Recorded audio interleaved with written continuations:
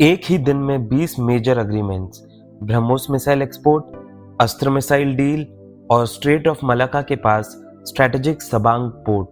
PM Modi की Indonesia visit सिर्फ एक डिप्लोमेटिक मीटिंग नहीं थी, ये इंडिया की इंडो पैसिफिक स्ट्रेटेजी का सबसे बड़ा माइलस्टोन बन सकता है। पीएम नरेंद्र मोदी और इंडोनेशियन प्रेसिडेंट प्रबोवो सुबियांतो के बीच हुई समिट के बाद दोनों देशों ने लगभग 20 स्ट्रेटेजिक आउटकम्स अनाउंस किए। इनमें defence, maritime security, AI, digital payments, health care, education, critical minerals, energy और ट्रेड जैसे सेक्टर्स शामिल हैं। यह दिखाता है कि इंडिया और इंडोनेशिया अपनी पार्टनरशिप को नेक्स्ट लेवल पर ले जाना चाहते हैं।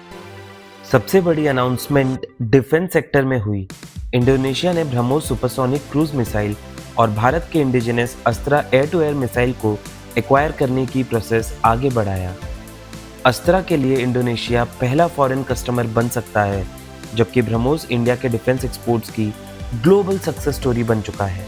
सबांग पोर्ट इंडोनेशिया में है एंड वो स्ट्रेट ऑफ मलाका के बिल्कुल पास है।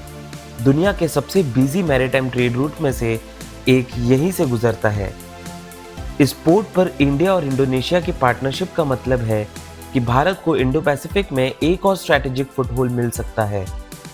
इस डेवलपमेंट पर चाइना भी नजर बनाए हुए है। ये समिट सिर्फ डिफेंस तक सीमित नहीं थी। दोनों देशों ने critical minerals, AI, semiconductor ecosystem, digital cooperation और रेजिलिएंट सप्लाई चेन पर भी पार्टनरशिप बढ़ाने का फैसला किया। इंडोनेशिया के पास दुनिया के सबसे बड़े निकल रिजर्व्स हैं, जो ईवी बैटरीज और एडवांस मैन्युफैक्चरिंग के लिए बहुत इंपॉर्टेंट है।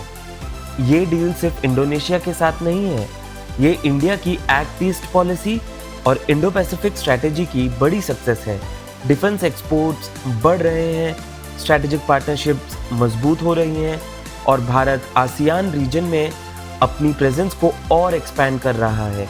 इससे इंडिया को इकोनॉमिक और स्ट्रैटेजिक दोनों तरह से फायदा मिल सकता है। 20 agreements, BrahMos, अस्त्रा, Sabang port, critical minerals, ये सिर्फ डॉक्यूमेंट्स पर साइन नहीं है, ये इंडिया और इंडोनेशिया के बीच एक नए स्ट्रैटेजिक पार्टनरशिप की शुरुआत है और इंडो पैसिफिक में भारत की बढ़ती हुई डिप्लोमेटिक और मिलिट्री इन्फ्लुएंस का एक और बड़ा एग्जाम्पल।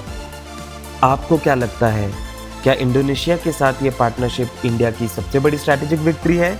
कमेंट करके अपनी राय ज़रूर बताएं और डिफेंस और जियोपॉलिटिक्स की ऑथेंटिक अपडेट्स के लिए जंत्र लाइव को सब्सक्राइब करना मत भूलिए।